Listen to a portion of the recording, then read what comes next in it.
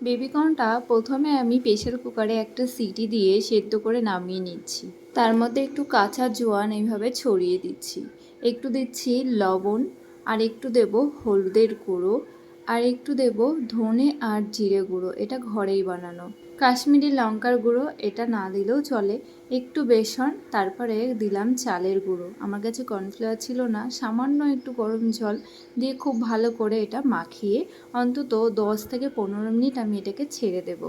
তারপরে আমি গরম তেলের মধ্যে একটা একটা করে এইভাবে ছেড়ে দিয়ে একদম হালকা আছে কড়া করে ভেজে নেব। আমি তুলে নিয়ে একটা টিস্যুর উপরে রাখবো, যাতে যে বাড়তি তেলটা সেটা টিস্যুটা টেনে নেয়।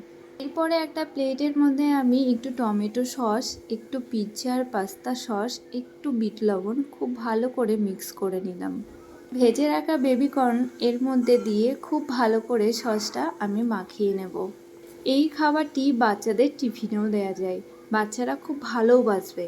আমার বাচ্চা তো খুবই ভালোবাসে, তাই আপনাদের সঙ্গেও শেয়ার করলাম। অবশ্যই বানিয়ে দেখবেন কেমন লাগে। আজকের মতো বাই বাই।